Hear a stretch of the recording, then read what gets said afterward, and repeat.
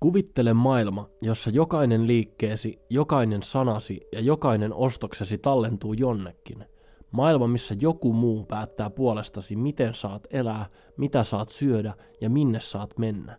Tämä ei ole fiktiota, ei kuvitelmaa, vaan todellisuutta, joka rakentuu juuri nyt, palanen kerrallaan.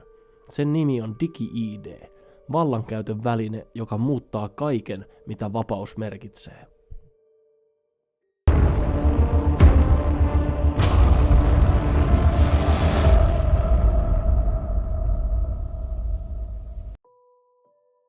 Jotain on tapahtumassa. Se ei näy kaduilla eikä kuulu uutisissa, mutta sen voi aistia. Järjestelmä rakentuu hiljaa ympärillemme, pala kerrallaan, päivitys päivitykseltä.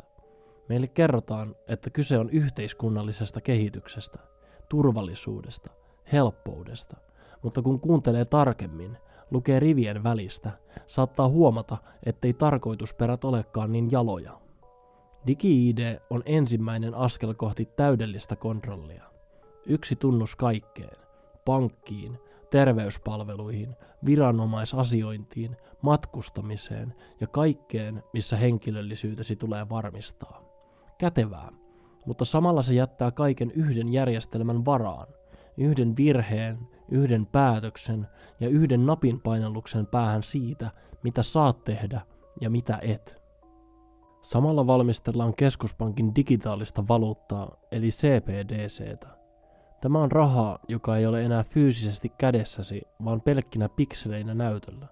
Rahaa, jota ei voi nostaa, piilottaa sukan varteen eikä siirtää toiselle ilman lupaa. Jokainen ostoksesi jäljitetään ja jokainen maksutapahtuma kertoo sinusta jotain. Raha muuttuu ohjelmoitavaksi. Sitä voidaan rajoittaa, ohjata ja vanhentaa. Käytännössä siis rahat voivat menettää arvonsa, jos et käytä niitä määräpäivään mennessä. Järjestelmällä on kyky päättää, mihin rahaa saa käyttää ja mihin ei. Jos esimerkiksi haluat ostaa lihaa, mutta kuukausittainen hiilijalanjälkesi on täynnä, maksu ei mene läpi. Jos haluat tukea järjestöä, jonka sanoma ei sovi viralliseen linjaan, siirto estetään. Jos rahaa jää liikaa säästöön, se voi vanheta automaattisesti. Kuulostaa ehkä kaukaiselta, mutta kokeilut ovat jo käynnissä. Teknologia on valmis ja lainsäädäntö etenee. Ihmisiä totutetaan nyt ajatukseen, että tämä on normaalia ja ennen kaikkea väistämätöntä. Samaan aikaan keskustellaan chat controlista, eli lakiesityksestä, joka sallisi yksityisen viestinnän automaattisen valvonnan. Kaikki sanotaan tehtävän turvallisuuden vuoksi, lasten suojelemiseksi, rikollisuuden torjumiseksi ja väärän tiedon estämiseksi. Mutta entä sitten, kun raja taas siirtyy hieman? Mitä tapahtuu, kun tekoäly alkaa arvioida, mikä on soveliasta sanoa ja mikä ei? Kun viestisi tai mielipiteesi luokitellaan yhteiskunnalliseksi riskiksi. Pian virkavalta odottaa ovellasi ja sinut saatetaan tuomita jopa vankeuteen mielipiteesi vuoksi.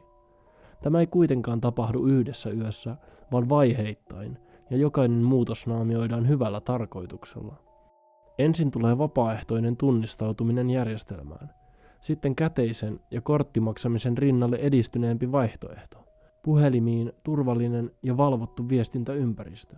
Kaikki on vapaaehtoista, kunnes jonain päivänä huomataan, ettei vaihtoehtoja enää ole. Ja kun kaikki on yhdistetty, identiteetti, raha ja viestintä, järjestelmä tietää kaiken. Missä olet, mitä ostat, mitä ajattelet ja ennen kaikkea, kenen puolella olet. Jos et suostu ehtoihin, sinut eristetään yhteiskunnasta. Et saa enää työskennellä tai pahimmillaan ostaa edes ruokaa kaupasta. Tämä on todellisuus, joka muovautuu parhaillaan meidän silmiemme edessä. Kehityksen, turvallisuuden ja yhteiskunnallisen edistyksen nimissä rakennetaan valvonnan infrastruktuuri, jolta ei enää pääse piiloutumaan. Kun kaikki on digitaalista, mikään ei ole enää yksityistä. Kun kaikki on ohjelmoitua, mikään ei ole enää omaa. Ja kun kaikki riippuu yhdestä tunnuksesta, silloin yksityisyys ja oma päätäntävalta ei ole enää oikeus, vaan hyvällä käytöksellä ostettava palvelu. Vielä nyt meillä on mahdollisuus kysyä, haluammeko järjestelmän, joka tietää meistä kaiken? Haluammeko järjestelmän, joka ohjaa ja sensuroi kaikkea tekemääsi ja sanomaasi?